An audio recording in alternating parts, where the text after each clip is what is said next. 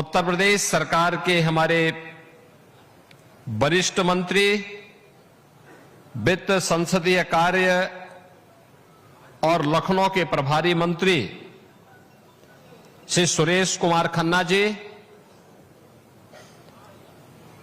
प्रदेश के नगर विकास और ऊर्जा मंत्री श्री ए.के. शर्मा जी, परिवहन मंत्री श्री दयाशंकर सिंह जी, लखनऊ की महापौर श्रीमती सुषमा खड़गवाल जी, राज्यसभा के माननीय सांसद और उत्तर प्रदेश के पूर्व डीजीपी के रूप में जिन्होंने अपनी ऐतिहासिक पारी को उत्तर प्रदेश की सुरक्षा में लगाया, ऐसे ब्रजलाल जी, हमारे माननीय विधायकगण श्री योगेश शुक्ला जी, ओपी श्रीवास्तव जी, विधान परिषद सदस्य मुकेश शर्मा जी, लालजी प्रसाद निर्मल जी, सुनील भराला जी, नगर निगम कार्यकारिणी के हमारे सभी पार्षदगण, नगर विकास और नगर निगम के सभी अधिकारीगण और लखनऊ के मेरे सभी उपस्थित बहनों और भाइयों, मुझे प्रसन्नता है कि आज लखनऊ समेत सभी 17 नगर निगम, 200 नगर पालिका परिषद और लगभग 500 के आसपास जो हमारे नगर पंचायतें हैं, 545 नगर पंचायतों की 3 वर्ष के कार्यकाल आज पूरा हो रहा है। इस अवसर पर मैं लखनऊ की महापौर, लखनऊ की नगर निगम कार्यकारिणी और सभी नगर निकायों के सभी महापौर, सभी चेयरमैन, सभी लगभग 14,000 पार्षदों को इस कार्यकाल की हृदय से बधाई देते हुए अपनी शुभकामनाएं देता हूं। मुझे प्रसन्नता है कि आज हम लोग यहां पे नगर निगम के 413 करोड़ रुपए की परियोजनाओं जो लखनऊ से जुड़ी हुई हैं, उनके लोकार्पण और शिलान्यास के साथ भी जुड़ रहे हैं। बहनों और भाइयों, मैं आभारी हूं उत्तर प्रदेश की जनता जनार्दन का, जिन्होंने पहली बार उत्तर प्रदेश के इतिहास में 17 नगर निगम में चुनाव हुए थे और 17 की 17 नगर निगम की सीट उन्होंने भारतीय जनता पार्टी के पक्ष में डाली थी। सभी 17 नगर निगम में भारतीय जनता पार्टी का अपना पूरा बोर्ड बना और उसी का परिणाम है कि नगर निगम ने इन 3 वर्ष में कुछ प्रतिमान भी स्थापित किए। विकास कैसे होना चाहिए उसका मॉडल बनाने का प्रयास, स्वच्छता कैसे होनी चाहिए उसके कुछ मॉडल देने के कार्य किए। हम मानते हैं कि जितना होना चाहिए था हम नहीं उसको प्राप्त कर पाए, लेकिन पिछली सरकारों के गड्ढों को, उनके पापों के गड्ढों को भरने, उनके भ्रष्टाचार के कूड़ेदान को साफ करने में भी हमें समय लगा है और आज उसका परिणाम है कि स्वच्छता रैंकिंग में लखनऊ नगर निगम को देश के अंदर 3रा स्थान प्राप्त होता है। अपने आप में एक बड़ी उपलब्धि है, लेकिन इसे नंबर 1 पर लेके आना है। जो अभी नारेबाजी यहां खन्ना जी कर रहे थे, उसी के लिए कर रहे थे। इसीलिए कर रहे थे। अब आप सोचो 80-85 साल की उम्र में खन्ना जी नारा लगा सकते हैं तो आप काम नहीं कर सकते। ये केवल नगर निगम के महापौर, पार्षद या सफाई कर्मचारी की जिम्मेदारी नहीं, ये नागरिक जवाबदेही का भी आधार बनता है।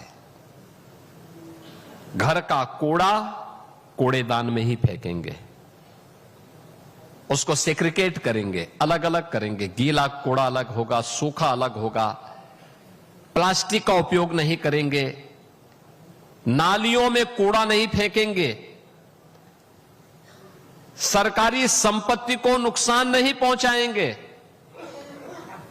नहीं तो होता क्या है, हम गमला लगाते हैं, कोई कार से आता है और गमला उठा के लेके चला जाता है।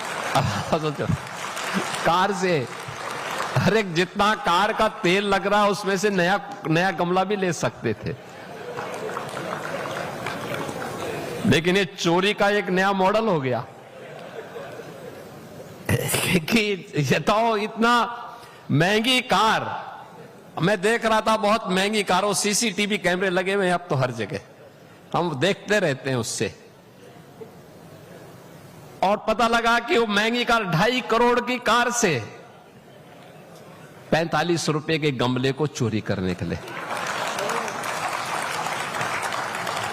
यानी इतनी अगर इतना प्रयास उन्होंने किया तो 45 रुपए में एक नया गमला लेकर के अपने घर में लगा सकते थे, सम्मान भी रहता और शहर भी अच्छा दिखता।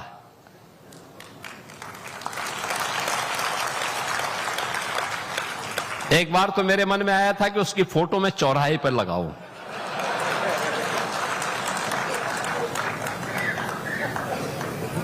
क्योंकि ये जो पैसा हम खर्च करते हैं, ये पैसा न मैं दे रहा हूं, न वित्त मंत्री जी अपने पास से दे रहे हैं, न ए.के. शर्मा जी अपने पास से दे रहे हैं, ये जनता जनार्दन का पैसा है और हम उसको केवल उचित नियोजन कर रहे हैं।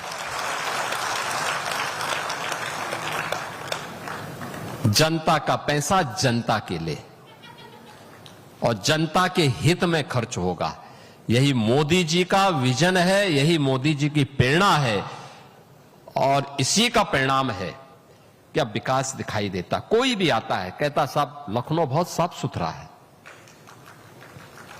तो हम कहते हैं भाई देखो, जब सरकार की कार्य पद्धति साफ सुथरी होती है, जब नगर निगम ने पूरे लखनऊ को अपना परिवार माना और पूरी कार्यकारिणी एक साथ लगी,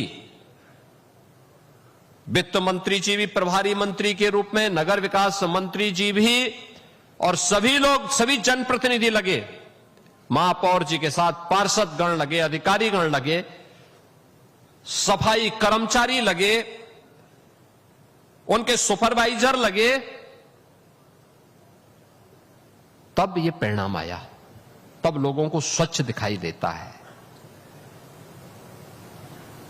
तब लोगों को अच्छा दिखाई देता है। और लखनऊ ने वह सब करके दिखाया भी है। आप देखो ना, यही लखनऊ था, हमने राष्ट्र प्रेरणा स्थल जहां पे बनाया है, 3 दशक था, यानी 30 वर्षों से ऊपर का कूड़ा वहां डंप होता था, आज वह राष्ट्र प्रेरणा स्थल है। बेहतरीन केंद्र, बड़ा केंद्र, बड़ी रैली हो सकती है, बड़ा मंच बनाया गया है, म्यूजियम बना हुआ है, डॉक्टर श्यामा प्रसाद मुखर्जी जिन्होंने देश की एकता के लिए, एक देश में 2 प्रधान 2 विधान 2 निशान नहीं चलेंगे का उद्घोष किया था, आज भारत ने उस लक्ष्य को प्राप्त भी किया प्रधानमंत्री मोदी जी के नेतृत्व में, और उनकी भव्य प्रतिमा हम लोगों ने राष्ट्र प्रेरणा स्थल पर स्थापित की है, लखनऊ नगर निगम के अंदर। गरीब तक शासन की योजना का लाभ पहुंचे, अंतिम पायदान पर बैठे हुए गरीब को, आप सोचो 2017 के पहले समाजवादी पार्टी की सरकार में एक भी गरीब के लिए मकान नहीं स्वीकृत हुए थे। हम लोगों ने 17 लाख से अधिक गरीबों को एक एक आवास उपलब्ध करवाए हैं। 17 लाख से अधिक गरीबों को नगरीय क्षेत्र में, और बहनों और भाइयों ग्रामीण क्षेत्र में भी कुल मिलाकर के 65 लाख गरीबों को एक एक आवास। हमने चेहरा नहीं देखा, उसकी जाति नहीं देखी, उसका क्षेत्र नहीं देखा, उसका मत और मजहब नहीं देखा। हमें तो प्रधानमंत्री जी ने एक ही बात कही कि देश के अंदर केवल 4 जाति है, एक गरीब है, एक किसान है, एक महिला है और एक युवा है। इन चारों को ध्यान में रख करके हमने अपने कार्यक्रम को आगे बढ़ाया।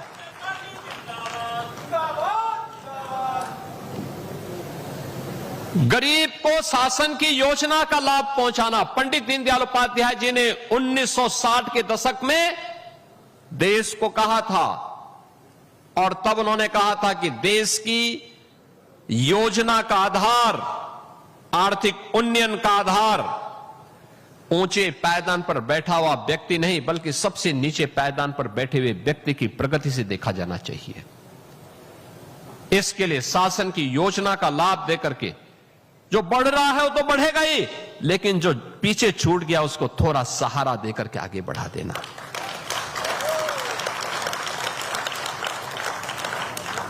आवास की सुविधा, शौचालय की सुविधा, आयुष्मान भारत की सुविधा, उज्ज्वला योजना की सुविधा, बिजली की फ्री कनेक्शन की सुविधा, ये उसी क्रम में उपलब्ध कराए गए, उसी क्रम में उपलब्ध कराए जा रहे हैं।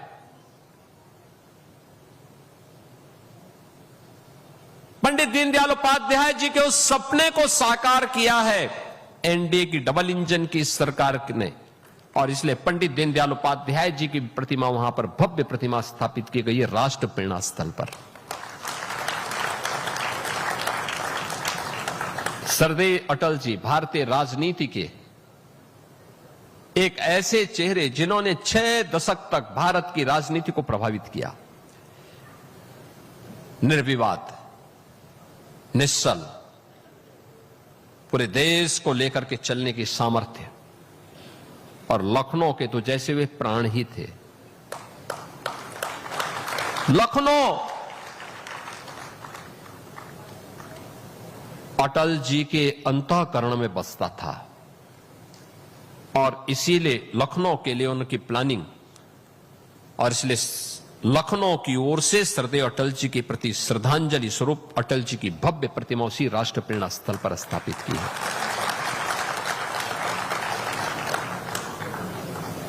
आदरणीय प्रधानमंत्री जी स्वयं लखनऊ आए, माननीय रक्षा मंत्री जी लखनऊ में रह करके उन्होंने उस कार्यक्रम को सफल बनवाया,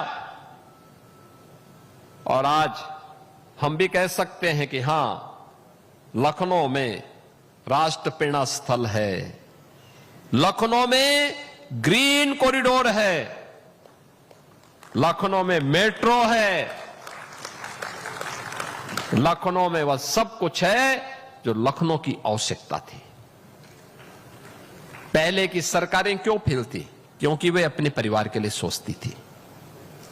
शासन की योजना का लाभ उनके परिवार के लिए, गरीब के लिए नहीं, महिला सुरक्षा के लिए नहीं। महिला सुरक्षा के लिए सबसे बड़े खतरे वही बने हुए थे,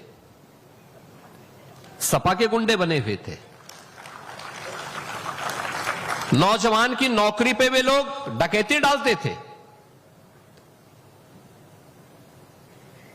वहां पर योजना का लाभ व्यक्ति नहीं, गरीब नहीं, किसान नहीं, महिला नहीं, युवा नहीं, वहां पर शासन की योजना का लाभ उनका एक परिवार होता था। और हम लोगों ने एनडीए की डबल इंजन की सरकार आई, प्रधानमंत्री मोदी जी के नेतृत्व में। मोदी जी ने कहा कि भाई मेरे लिए तो पूरा देश ही परिवार है। हम लोगों ने कहा, हमारी सरकार ने कहा, भाई हम लोग तो 25 करोड़ की आबादी ही हमारा परिवार है। और नगर निगम लखनऊ ने कहा कि पूरा नगर निगम ही हमारा परिवार है, इसलिए बिना भेदभाव की योजनाओं का लाभ उन तक पहुंचाना है। आज उसका लाभ मिल रहा है, हर स्तर पर मिल रहा है। जब अच्छा करते हैं लोग उसको एप्रिशिएट करते हैं, अच्छी सुविधाएं मिलती हैं, विकास का लाभ हर स्तर पर चलता हुआ दिखाई देता है। और आज हम सबको ये सारी चीजें देखने को मिलती हैं जो यहां की आवश्यकता थी, लखनऊ की आवश्यकता थी। ये प्रदेश की राजधानी लखनऊ।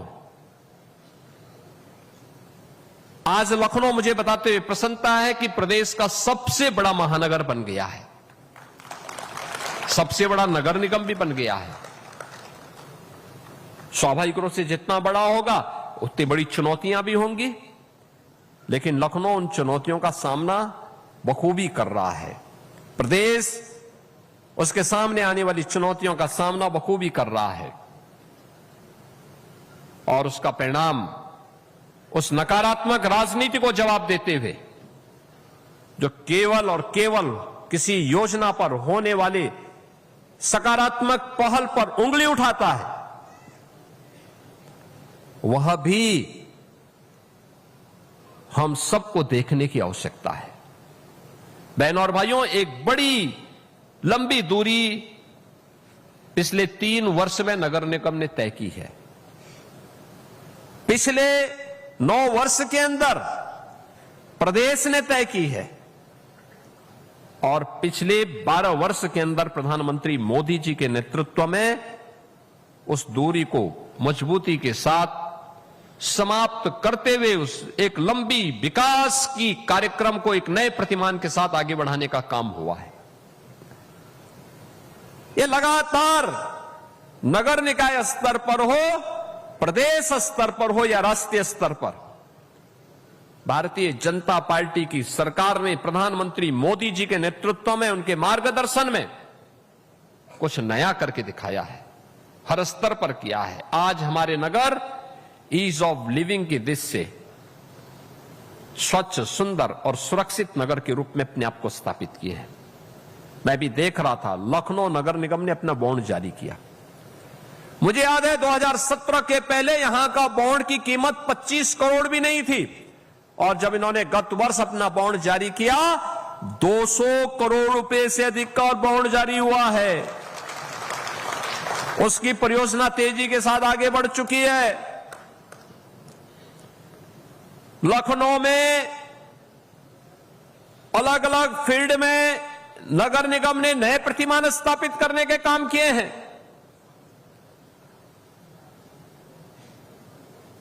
वे सब योजनाएं उंगलियों में गिनी नहीं जा सकती, उसको महसूस किया जा सकता है। और इसलिए हम कह सकते हैं ये तब हो पाया जब केंद्र बिंदु व्यक्ति, परिवार नहीं,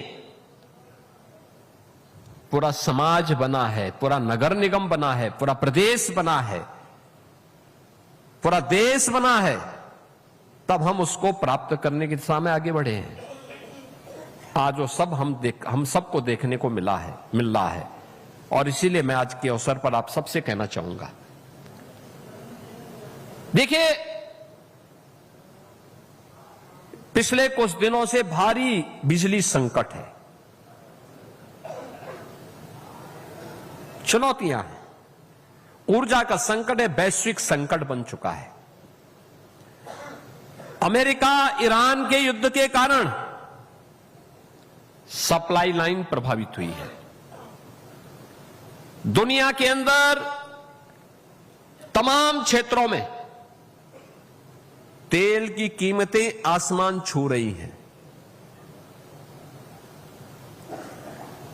हमारे यहां मुद्दा बनाने का प्रयास किया जा रहा है। जिस अमेरिका के पास अपनी ऊर्जा के स्रोत हैं, उस अमेरिका में पेट्रोलियम पदार्थों के दाम दुगने से अधिक हुए हैं। महंगाई वहां चरम पर है। भारत के अंदर प्रधानमंत्री मोदी जी के नेतृत्व में इसको लगातार कंट्रोल किया जा रहा है, लगातार नियंत्रित किया गया है। उस सब के बावजूद मुद्दा बनाने का काम होता है। स्वाभाविक रूप से पेट्रोलियम उत्पादों के दाम दुनिया में बढ़ेंगे, उसका असर यहां पड़ेगा। सप्लाई चेन बाधित होगी, उसका असर यहां भी पड़ेगा, क्योंकि हमारी 90% से अधिक की आवश्यकता उस कच्चे तेल पर निर्भर करती है जो यहां पर आता है। लेकिन देश के साथ खड़े होने की बजाय देश को कटघरे में खड़ा करने का प्रयास, ये स्वस्थ मानसिकता नहीं, अस्वस्थ मानसिकता है। देश से बढ़कर कुछ नहीं हो सकता। ऊर्जा का संकट भी इसी प्रकार का संकट है, चुनौती है। गर्मी अचानक बढ़ी, तमाम थर्मल पावर प्लांट ने अचानक शटडाउन ले लिया, उत्पादन कम हुआ। आप सोचो 2017 तक उत्तर प्रदेश में जो पीक पावर की सप्लाई होती थी वह 15 से 16 हजार मेगावाट होती थी। आज वह 32 से 33 हजार मेगावाट पहुंच गई है। 32 से 33। उस समय कुल 6000 मेगावाट की बिजली का उत्पादन होता था। आज बिजली का उत्पादन पावर कारपोरेशन के मार्गदर्शन में ही 13,000 मेगावाट का हो रहा है। 13,000 मेगावाट का रिन्यूएबल एनर्जी लगभग 10,000 मेगावाट तक उसका उत्पादन बढ़ा है। लेकिन आवश्यकता तो हमारी लगभग 33 से लेकर 35,000 मेगावाट तक है, और उसमें भी लोग कोताही नहीं बरत रहे हैं। थोड़ा एलपीजी के संकट को देखते हुए अपना सिलेंडर सुरक्षित रखे हैं, उन्होंने इलेक्ट्रिक हीटर लाकर के उसमें भोजन बनाना शुरू कर दिया। बचना पड़ेगा। देश की समस्या हम सबकी समस्या है, व्यक्ति की नहीं, देश की। हर व्यक्ति को इसको अपने ऊपर भी लेना पड़ेगा। और हमें देखना होगा कि जो ये अफवाहबाज हैं, ये देश के हितैषी नहीं है, आपके हितैषी भी नहीं है। ये सब जब भी सत्ता में रहे हैं, इन्होंने आपके हितों के लिए कार्य नहीं किया, आपका विकास बाधित किया, नौजवानों की नौकरी में डकैती डाली, महिलाओं की सुरक्षा में सेंध लगाया, अन्नदाता किसानों को आत्महत्या करने के लिए मजबूर किया, और गरीब के हक पर डकैती डालने का काम भी इन लोगों ने किया था। आखिर जो 65 लाख मकान हम लोगों ने बनाए हैं प्रदेश में पिछले 9 वर्ष के अंदर, ये सपा बसपा कांग्रेस क्यों नहीं बना पाई? जो 3.25 करोड़ शौचालय यूपी के अंदर बने इस दौरान गरीबों के घर में, ये शौचालय उन्होंने क्यों नहीं बना दिया? जिन 16 करोड़ गरीबों को फ्री में राशन की सुविधा का लाभ यूपी के अंदर मिल रहा है, ये सपा ने, बसपा ने, कांग्रेस ने क्यों नहीं दिया? आयुष्मान भारत में जिन लोगों को फ्री में 5 लाख रुपए की सुविधा प्राप्त हो रही है स्वास्थ्य की, हर वर्ष दी जा रही है, ये काम उन सरकारों ने क्यों नहीं किया? क्योंकि उनके नजरिए में, उनके एजेंडे में गरीब था ही नहीं, महिलाओं की सुरक्षा थी ही नहीं। हमने 9 लाख गरीबों, 9 लाख युवाओं को सरकारी नौकरी, हम लोगों ने 3 करोड़ प्रदेश के नागरिकों को प्रदेश के एमएसएमई यूनिट में समायोजन करके स्वावलंबन की दिशा में अग्रसर किया है। ये काम उन्होंने क्यों नहीं किया? क्योंकि उनके एजेंडे में न गरीब था, न किसान था, न महिला थी, न युवा था। उनके एजेंडे में केवल परिवार था, भाई भतीजावाद था, और इसीलिए वे फेल थे।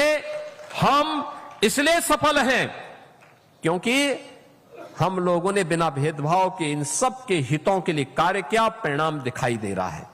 प्रत्यक्षम किम प्रमाणम। प्रत्यक्ष को प्रमाण की आवश्यकता नहीं, बच्चा बच्चा बोल रहा है।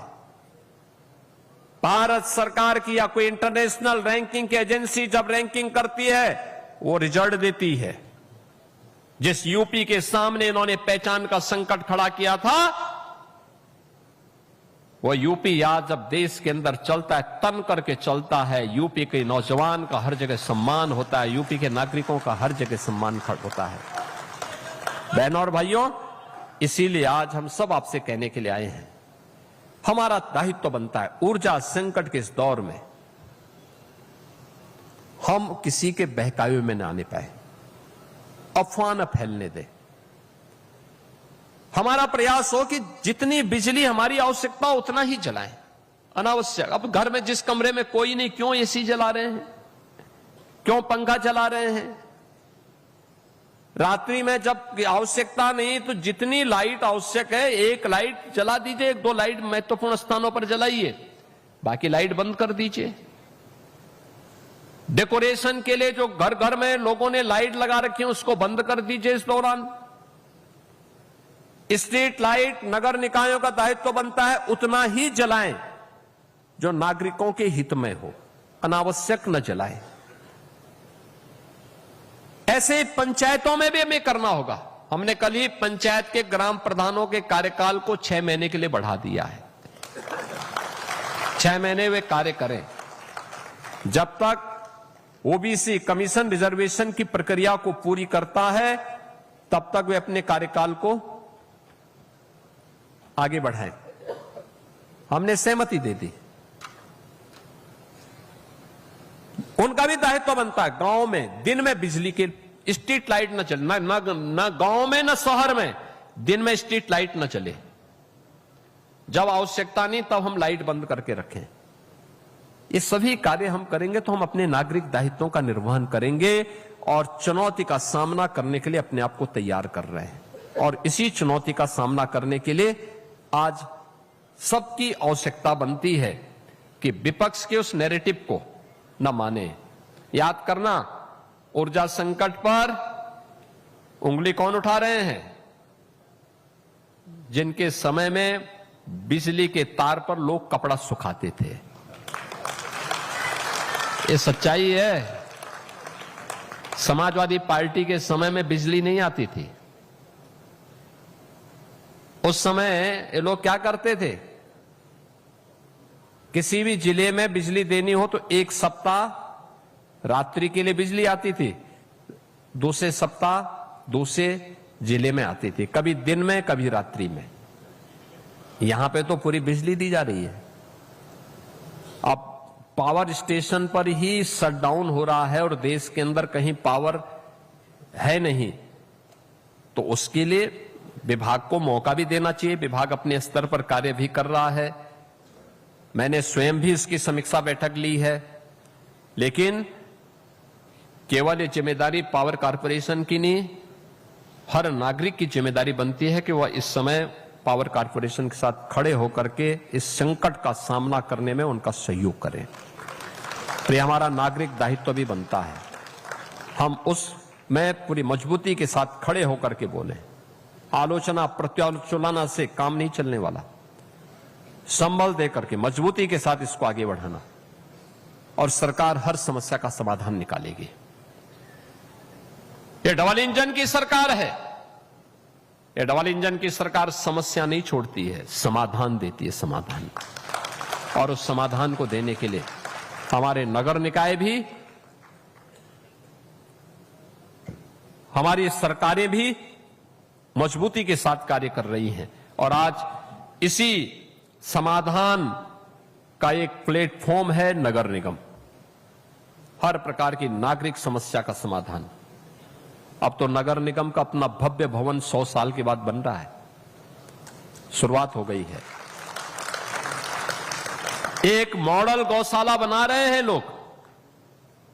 मॉडल गौशाला ऐसी जहां गौ सेवा भी होगी और गौशाला के माध्यम से सीएनजी का भी निर्माण होगा,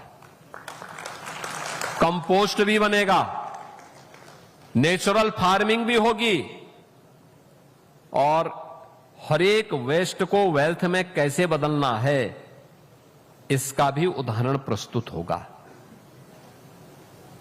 नगर निगम अपने इन सभी कार्यक्रमों को आगे बढ़ाएं।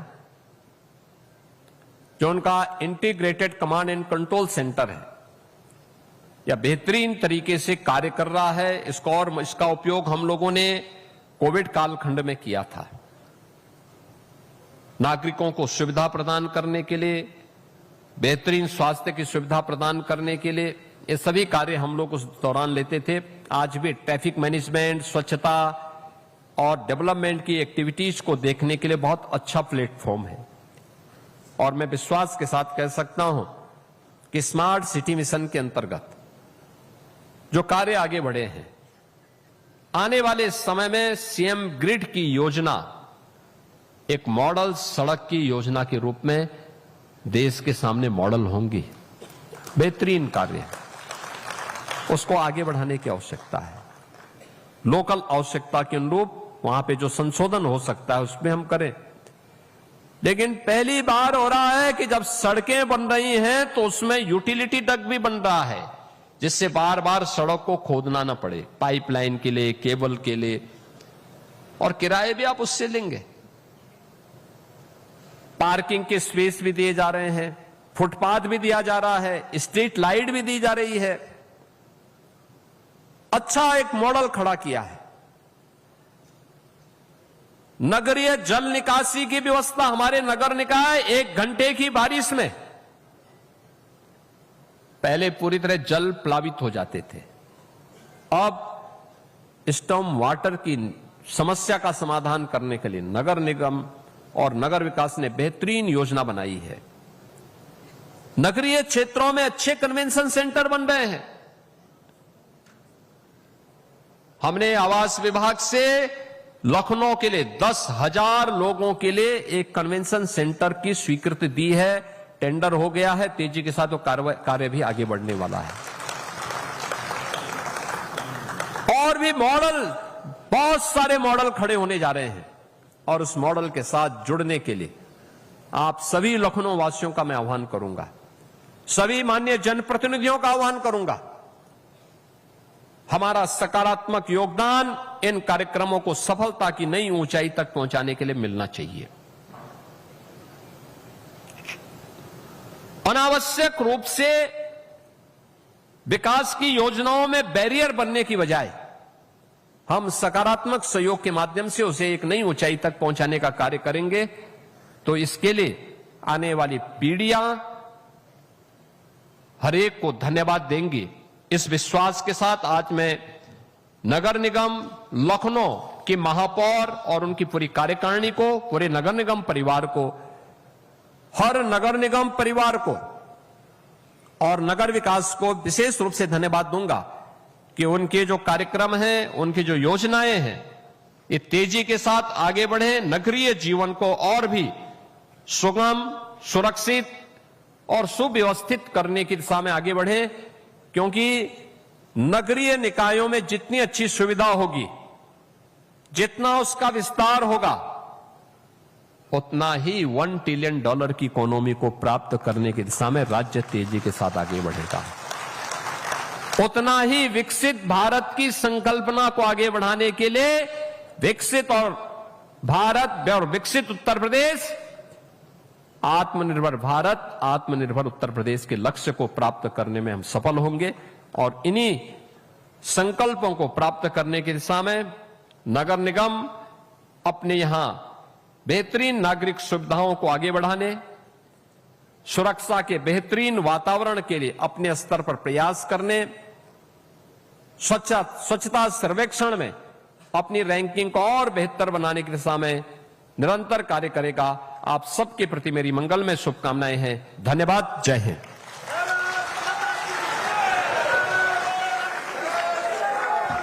की भारत माता की, भारत माता की। वंदे वंदे वंदे नमः पार्वती पतिये।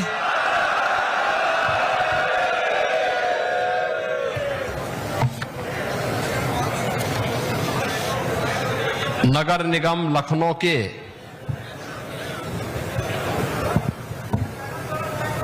महापौर के कार्यकाल के सफलतम 3 वर्ष पूर्ण होने के उपलक्ष्य में आयोजित आज के इस कार्यक्रम में उत्तर प्रदेश सरकार के हमारे वरिष्ठ मंत्री, वित्त संसदीय कार्य और लखनऊ के प्रभारी मंत्री श्री सुरेश कुमार खन्ना जी, प्रदेश के नगर विकास और ऊर्जा मंत्री श्री ए.के. शर्मा जी, परिवहन मंत्री श्री दयाशंकर सिंह जी, लखनऊ की महापौर श्रीमती सुषमा खड़गवाल जी, राज्यसभा के माननीय सांसद और उत्तर प्रदेश के पूर्व डीजीपी के रूप में जिन्होंने अपनी ऐतिहासिक पारी को उत्तर प्रदेश की सुरक्षा में लगाया, ऐसे ब्रजलाल जी, हमारे माननीय विधायकगण श्री योगेश शुक्ला जी, ओपी श्रीवास्तव जी, विधान परिषद सदस्य मुकेश शर्मा जी, लालजी प्रसाद निर्मल जी, सुनील भराला जी,